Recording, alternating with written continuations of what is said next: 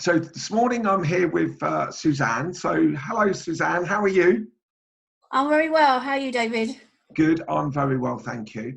And we're here to discuss the concepts of future-proofing yourself. And I'm really keen to find out how Suzanne has developed and self-managed during her working career. And we'd love to find out what you've learned along the way and what's gone well. And with hindsight, which is always a wonderful thing, what you would have done differently. Plus the stories and advice you can perhaps give others. And yeah, we'll have a conversation and see whichever way this may take us. Because obviously sometimes it's nice for a conversation, just have a flow and not follow a script. So what I'd love you to be able to do first, if you wouldn't mind, is just give us a very sort of brief overview of your career and until where you are now. Okay, well, I've had a long and varied career. I suppose where I started wasn't really where I wanted to start, which I think is really interesting in itself. So I originally set out thinking I was going to be a nurse, which probably would be more useful in today's world. However, I actually went into banking instead because the hours were better and the money was better at the time. And I never did go back into what I really felt my core values led me to, which was nursing. So sometimes I still have that hankering after that. But my actual career started with banking, which I really enjoyed and I did very well at. And I was a manager at a very young age. And then I stayed in banking for many years, working my way up, as it were, to larger teams. And then I felt the urge to leave when they were making lots of changes and it didn't really fit so well with me. And I went into telecoms when it was really starting to drive in the mobile market. So that was really interesting because I think there was so much growth there and so much future ahead with mobile phones. So I went there and that just went bananas because it went from like 1 or 2 mobile phones to the market we've got today. And then I went self-employed about 9 years ago. So yeah, sort of quite varied, but a lot of learning along the way and a lot of growth along the way. And so what is it that you do now? I'm a self-employed freelance coach, executive coach, and I also facilitate and do training for leaders and managers and employees in different organisations across the globe, and I do that virtually more and more. So that's quite interesting, like we are now. So I suppose my biggest passion at work is helping managers and leaders to become better at what they do, or stronger and lead in a better way. And that has been driven right from my very first job. So my drive for always moving forwards is the same to what I do today. Okay. All right, brilliant. Okay, good stuff. So first question then for you in sort of about your career. With hindsight, as I've already said, is a wonderful thing. What do you wish you'd have known at the start of your career that you know now? That listening is one of the key things you need to be able to do effectively, and to listen to understand rather than respond, excuse me, and to actually ask really good questions and build those relationships right from the start. It's something I do naturally anyway, but I think from the very early days, if I'd have known more about those communication skills and how useful they are, just to build on those from a much earlier stage and build on that coaching would have been brilliant. Yeah. Okay. Well, that's put pressure on me now to make sure that I don't overtalk you and ask a question too quickly, and I stay present and listening to everything you say and respond based on what you've answered and not what's my next question. Absolutely. So the pressure's on David here now. So here we go. So I'm going to practice, which I encourage most people to do in conversations, is hopefully I'm going to demonstrate it today, is the 2-second rule. That when you are in a conversation with people, just give them 2 seconds and then you can then interject or say. Now, you talked about sort of the listening and asking the questions. Do you think we've got worse at that because of social media and because we're constantly trying to say, you know, throw what I call mud at the wall and stuff at the wall, and we always want to feel that we're contributing and adding value? Absolutely. And I think there's something that I wish I'd also known early on. The tip that I learned was to learn to be interested and not interesting. And I think that with social media, we are often trying to be seen as being interesting as a person and not interested always in other people. Yeah. So I think that piece is often lost. Yes. And we forget to actually be interested in other people for the right reasons. Yeah, no, that's a very good point. Very good point. Okay, great. So what's the best piece of advice you've ever been given during your career that really sort of stands out for you? Well, other than that piece I just said, I also think something a mentor said to me quite a few years ago now, which was I really resonated. She said to me, what is it that you do? What is it that you do? And I gave her this long list of stuff, a bit of a jack of all trades. I can do this, I can turn my hand to that, which I am. I'm very flexible, I'm very adaptable. I've learned a lot of things, and I think I can give a lot to a lot of people.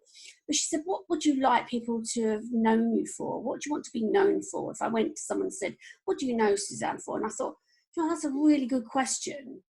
And I worked on that for quite a while. And I think it's a key question.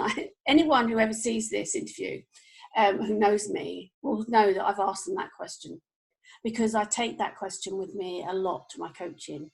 What is it you'd like to be known for? Yeah. And if I was to ask anybody that you know, what do you know David for?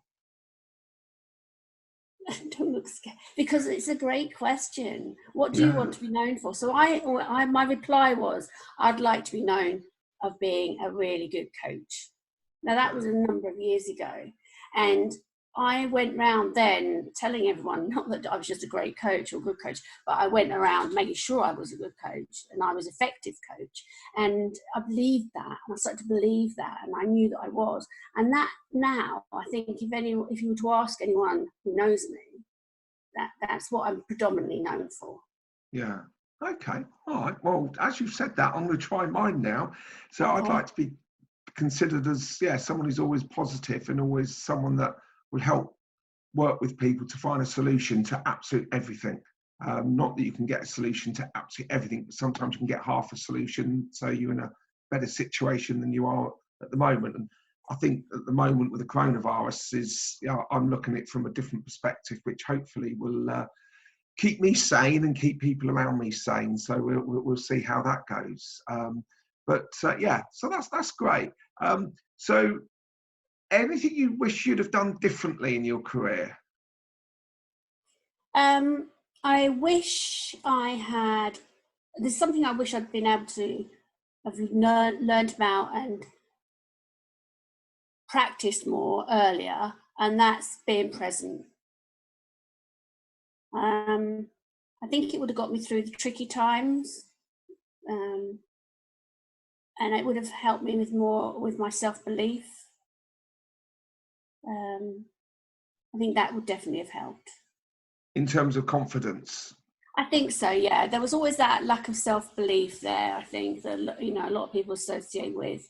And I think understanding that, one, taking each day as it comes to a certain degree and being present in that moment. And I think that, and learning, whilst I was learning to become, actually I'm a mindfulness trainer now, but MBSR, which is mindfulness-based stress reduction, when you're learning that, it's also learning about how you handle your emotions and how you check in and think, is this the way I want to react?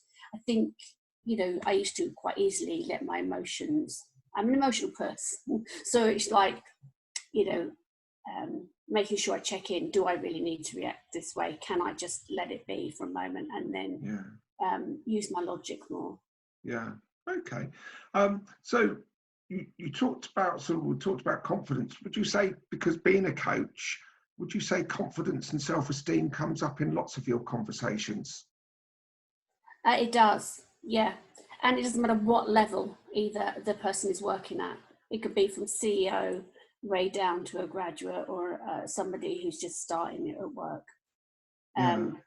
It really doesn't matter. I come across a lot of imposter syndrome, where people, you know, are very successful and they're still worrying about being caught out, you know, and you know, will they find out that I really don't know what I'm doing, that sort of thing. And I'm like, well, they find out that I don't know what I'm doing.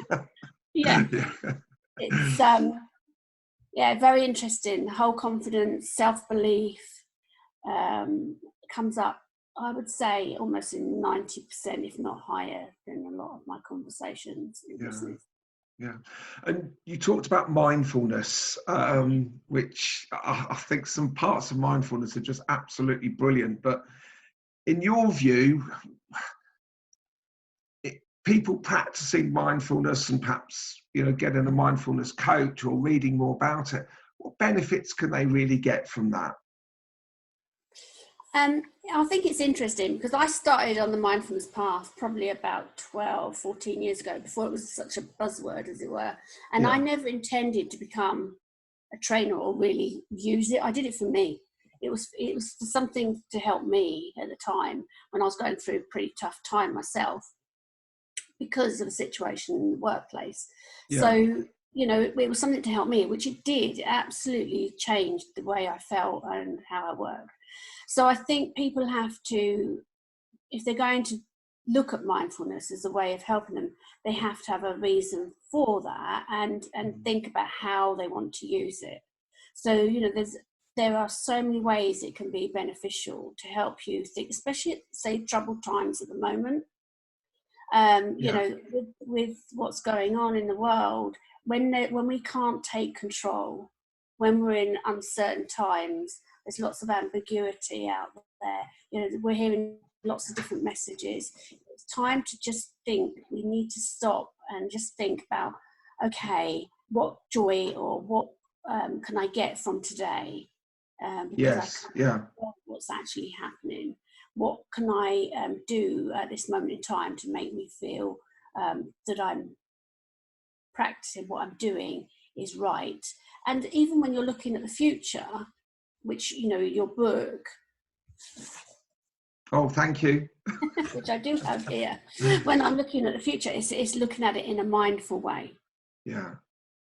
So it really helps. Yes, yeah. I'm not sure that answered the question. Yeah, I mean, is there any sort of, in terms of mindfulness, a lot of people have heard about it, and sort of what is it? Is there any particular good starting points in terms of books, websites, or videos that you feel that they should? Oh, well, I hadn't planned to talk about mindfulness, but yeah, there are actually. I have on my desk got a book on my. Just 1 minute. Yeah, you please. Okay, this one's particularly good. It's Mindfulness, a practical guide to finding peace in a frantic world. You can see it's well. We've got lots of bits in it. It's by Mark Williams and Danny Penman. It's one of the first books, and it has actually got everything in there about the 8-week mindfulness-based stress reduction course that you can go on.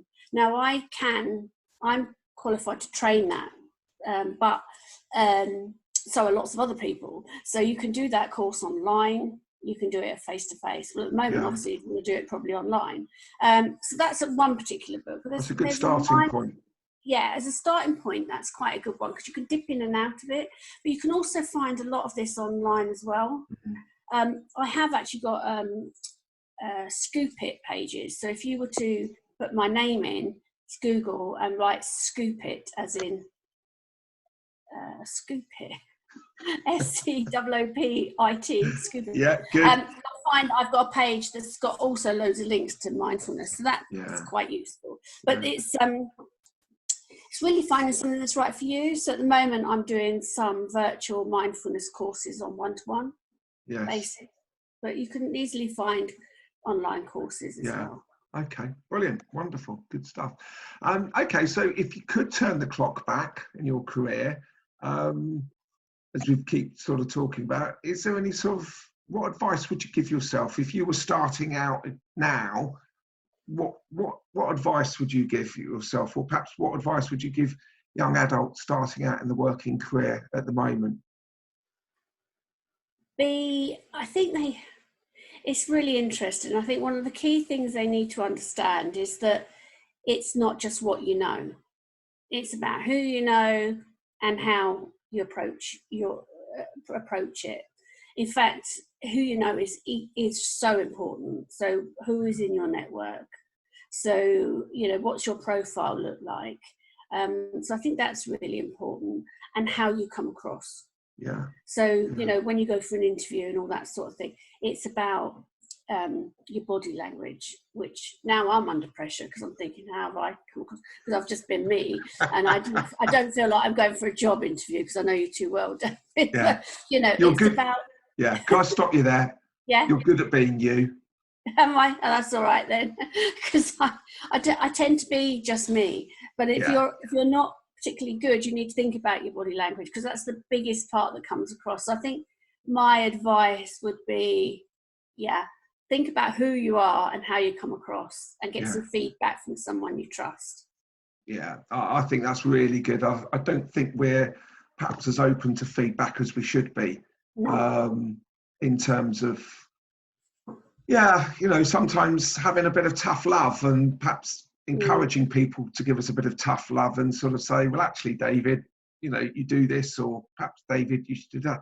I mean, there's a story that I tell, that when I had my first job as a manager, my manager turned around to me and said, David, stop being a knob, because I thought I had to be a manager and behave like a manager. And he said, just be you with responsibility. And it was great advice.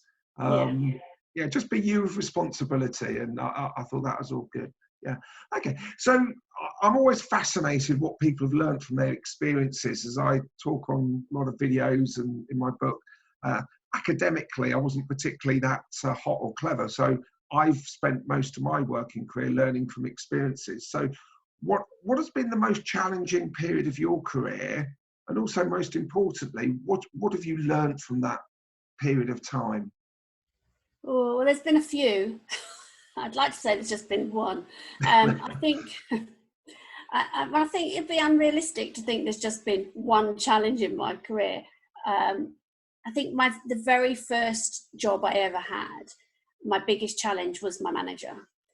She had come from somewhere like hell, I think. She hated me and hated probably most people, come to think of it. So my biggest challenge was coping with somebody like that, who was really difficult.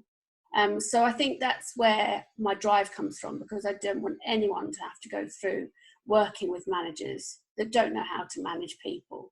And that's what I said at the beginning, that I stuck with. And I learned from that how not to manage people. And that's why I've always been a manager until I went freelance, because I wanted to become that really good manager, the manager that didn't make people cry, that knew how to manage people, not just tasks, and get results. And actually, there's a nice ending to that story, because I got a job. Yes. And so that was always a good result. And I think another one, the other challenging times have always been around managers. So one year I was working in the telecoms, and in 1 year I had 9 different managers. Gosh. And it was just ridiculous. But what I learned from that is how to self-lead. So self-leadership. And I was really into Ken Blanchard and reading his book about self-leadership and how to get yourself through it. And that came in really handy, because at the time I'd taken because of reorganizations and that type of thing, I came out of learning and development. So when I went back in to become head of learning and development, I was able to use the self-leadership, the Ken Blanchard method, and learning that and take it into the organization. Brilliant. Good stuff. Okay. So thank you for giving us sort of an overview of your past and what you've learned, and perhaps advice you'd re-give yourself and things like that, which I think, part of the reflection part of development is very important. But, keeping on the theme of future-proofing yourself, what next? What are your current plans to keep one step ahead of the game, as I always call it, keeping ourselves of relevant and value to our clients? What are your next steps in future-proofing yourself? I think especially because we don't know and we don't have any control over what happens next in the future, I do like to work in the moment. So especially at the moment with everything that's going on with the virus and everything, I'm lucky that I have got tools and some skills that can help me virtually. So I'm looking at the moment working with my programs that are usually face-to-face, making those virtual. I'm bringing in virtual coffee mornings for some people. My coaching is going to be. Are you going to come like a virtual coffee morning, David? Because you are invited. Everybody's invited. Will you be supplying the cake? No, you have to bring your own cake. Well, no, I expect a little box on my doorstep in the morning with a piece of cake. That's a good idea. Let's work on that together then, David, because we could brand it, couldn't we? Yeah. I think that's a great idea, virtual coffee morning, yeah. So I haven't actually done that yet. And whether or not we start off, how we do that, or I'm saying we now, see, I'm working together in collaboration. But that's the type of thing I really want to do. Obviously my coaching is going online, but I've also started a recent, literally last week, co-supervision. So that's something new. I've brought that into our association for coaching group. So lots of different things, really. Art. So I've got a nice little art pot nearby that I've just bought some paints. I went on using art in coaching. Yes. And so I'm really dabbling in that at the moment, and I'm going to bring that more. So I'm starting off with a group for friends to try it out, and then I'll see how I might do that virtually as well. Yeah. I'm not an artist, though. Yes. So lots of different ideas and things just trial, really. So I like to dabble and then see what comes out. And I think that's really important, is that sometimes we do need to create some thinking time to come up with creative ideas and try things. Because if you don't try it, you never know. How good are you at, or where do you go, or how do you sit down and create your ideas? Well, I'm not particularly great at this because I'm a really good procrastinator. So I must admit, when I was looking for your book, I think it was right at the back, because I tend to flick through books sometimes from the back forwards. Yeah. I do know that at the back, and look, I've got a little marker in here, and a little cat poking out. How are you going to make it happen? And procrastination isn't an option. Because I am a procrastinator at times. So I think that this is the chapter for me, because I can tend to procrastinate. But what I really like is the part about reflections and how to make them short-term, medium-term and long-term. And some of the questions in there, what causes you worry and concern, and what are things that you can and can't control? Because I think that we do get wrapped up in that. So I like the fact that there are some questions in there, and what I tend to do is I just get a big bit of paper and sort of mind map it. Yes, that's a good idea. But that's got some extra questions in there that I probably hadn't thought of. So, with my mind mapping, I can use those questions as well. Yeah, I think, anyone listening or watching to this, mind maps are such a great idea, because you start off with one idea, then it goes to another, and as long as you don't evaluate them, just keep putting them down, and it just grows, and then suddenly go, hey, I need to do that. So I've got a book just here on my desk. It's just an A4 scrapbook, really. And anything that comes to me or any idea, I just literally keep adding into that. And it's just there, so that I've got something somewhere that I can just jot things down. So you actually have a book specifically for your mind maps? Yeah, I use it for other things as well, but majority of stuff that goes in there is stuff that I'm going to use. I've got another one that's like the real stuff I have to do, but then this one's more like, because it's bigger, and it sits under my keypad. So if you look through it, it's got like clouds and arrows and lots of stuff on it. Good. Yes.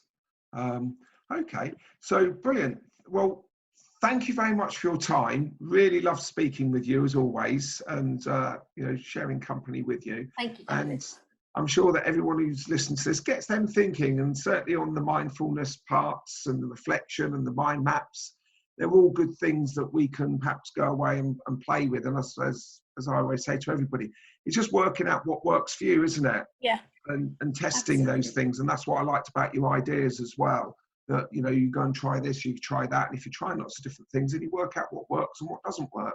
And we're all slightly different in those. So thank you very much for your time, and enjoy the rest of your week, because we're doing this actually on a Monday. But I know this is going to go out on Sundays, or perhaps more likely going to go out next Sunday on the podcast and the YouTube channel. So thank you very much for your time, and I look forward to catching up with you and speaking to you very soon. And I definitely want an invite on your coffee morning, or your virtual coffee morning. And I'm going to go and make some cake or some biscuits and send you a recipe. Yeah, I think you need to, because I've actually never made a cake. Well, I've just started making gluten-free cakes with bananas. It's all very interesting. Brilliant. Okay. Try something new. Thank you, David. Thank you for your time. Take care. Bye-bye. Okay. Bye. Bye. Thank you.